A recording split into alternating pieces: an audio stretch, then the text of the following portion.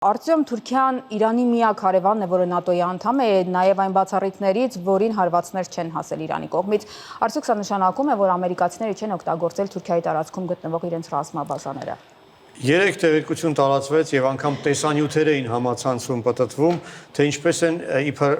իրանացիները հարվածում Թուրքիայի տարածքում տեղաբաշխված ամերիկյան Ինջերլիկ ավիաբազայի ուղղությամբ։ Պարզվեց այդ տեսանյութերը fake են, համենայն դեպս Թուրքիայի իշխանությունները պես համոզված պնդում են, որ նման բան տեղի չի ունեցել։ Ամերիկացիները Ինջերլիկ ավիաբազան, որը գտնվում է Կիլիկիայում, Ադանա քաղաքից ոչ հեռու, արդեն մի քանի տասնամյակ է ինչ օգտագործում են եւ կասկած չկա, որ այս դեպքում եւս այս բազան այս կամ այն չափով ամերիկացիների կողմից Իրանի դեմ օգտագործվել է։ Մեկ այլ ամերիկյան կարևոր ռազմական օբյեկտ Թուրքիայի տարածքում դա Կյուրեչիկ ՆԱՏՕ-ի բազան է,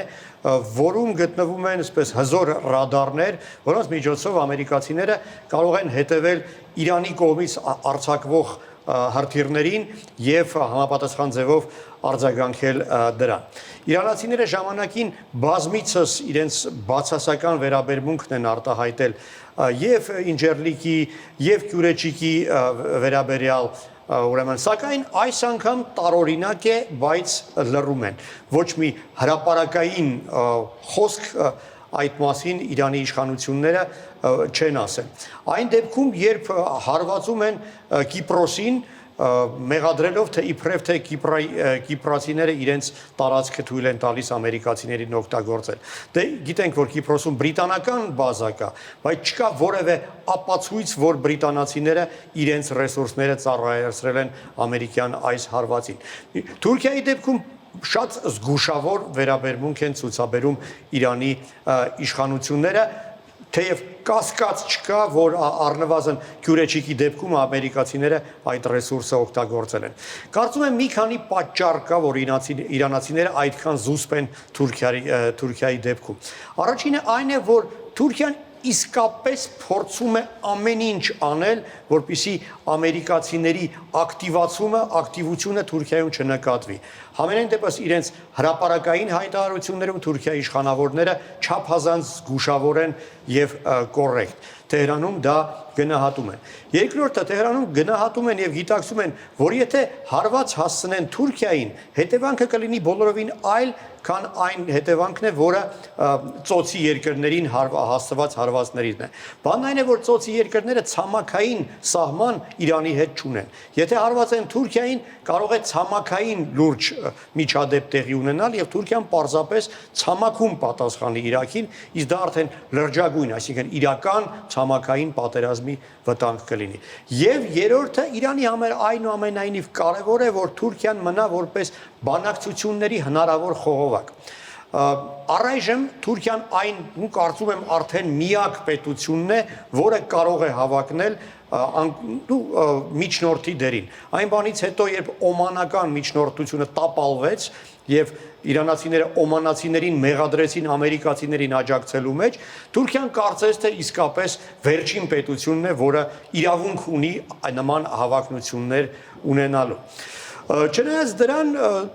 Իրանի կողմից պես զգուշավոր մեղադրանքներ, նույն թե ոչ մեղադրանքներ, ապա զգուշացումներ Թուրքիայի հասցեին հնչում են։ Մասնավորապես Իսլամական հեղափոխության պահապանների կորպուսի առաջնորդի խորհրդական Իբրահիմ Ջաբարին ասել է, մեջբերեմ նրա խոսքերը եւ չեմ կասկածում, որ այս խոսքերը վերաբերում են առաջին հերթին Թուրքիային։ Մենք այս ամենը կանցնենք, իսկ ձեր գործողությունները հիշելու ենք։ Նա ասել է, որ այս հայտարարությունը ուղղված է բոլոր հարևաններին, բայց կարծում եմ առաջին հերթին Թուրքիային եւ Ադրբեջանին, քանի որ մնացած բոլոր հարևանները արդեն արել են այն, ինչը իրանացիները կհիշեն։ Իսկ այս խոսքը վերաբերում է նրանց, ով կարող է դա անել։ Ուստի կարծում եմ թուրքերին եւ ադրբեջանցիներին է ուղղված։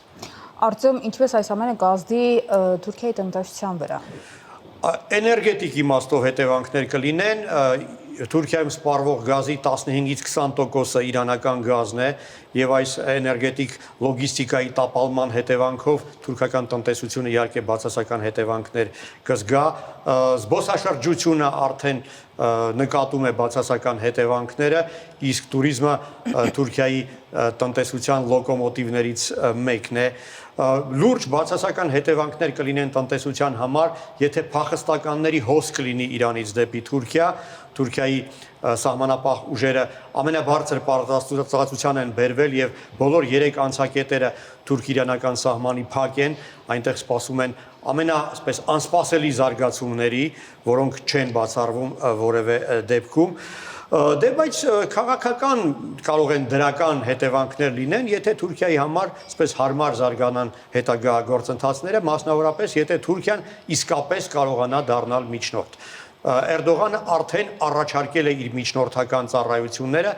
պնդելով, որ հենց Անկարան է այն միակ մայրաքաղաքը, որտեղ կարող են հանդիպել իրանացի եւ ամերիկացի դիվանագետները։ Դե պարզ է, որ միջնորդի առաքելությունը որոշակի աշխարհաքաղաքական բոնուսներ է ենթադրում եւ Թուրքիան անկասկած կստանա այդ բոնուսները, եթե իրանացիները եւ ամերիկացիները համաձայնվեն օգտվել Էրդողանի այս շռայլ առաջարկից։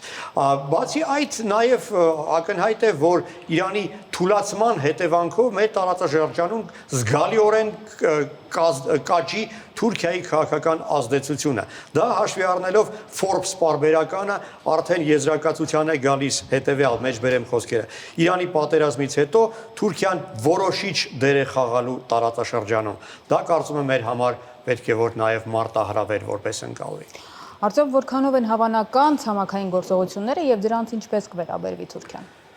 Պատերազմի առաջին 2 օրերին խոսվում էր, որ Միացյալ Նահանգները բավարարվելու է սահմանափակվելու են միայն հրթիռային հարվածներով եւ օդային հարվածներով, բայց երեք պետնախարար Ռուբիոն լրագրողների զրույցում ասել է, որ չի բացառվում, որ նաեւ ցամաքային օպերացիա իրականացվի։ Դա իհարկե պետք է մտահոգի առաջին հերթին նաեւ Թուրքիայի իշխանություններին։ Երեք հաստատվեց տեղեկությունն այն մասին, որ Դոնալդ Թրամփը Կիրակի օրը հեռախոսազրույց է ունեցել Իրաքյան Քրդստանի առաջնորդների հետ, Մասուդ Բարզանիի ու Բաֆել Թալաբանիի հետ։ Այս տեղեկությունը կարող ենք հաստատված համարել եւ եթե հավատանք այս տեղեկությանը, ապա ուրեմն Թրամփը համակարգում է իր քայլերը եւ քննարկում է քրդերի հետ իրենց հնարավոր դերը Իրանի դեմ պատերազմում։ Կան տեղեկություններ այն մասին, որ Իրաքյան Քրդստանի ու Իրանի սահմանում լուրջ զորքեր են կուտակված, խոսքը քուրդ զինյալների մասին է, որոնք շատ սերտ կապեր ունեն Իրանի տարածքում քրդերի հետ։ Եթե ամերիկացիները իսկապես պատրաստվում են զինել քրդերին եւ օգտագործել Իրանի դեմ այդ իրենց պատերազմում, դա պետք է որ մտահոգի Էրդողանին առաջին հերթին հաշվի առնելով այն վտանգը, որ Թուրքիայի զինված քրդերը եւս կարող են ոտքի բարձրանալ, իսկ PKK-ի ոչ բոլոր զինյալներն են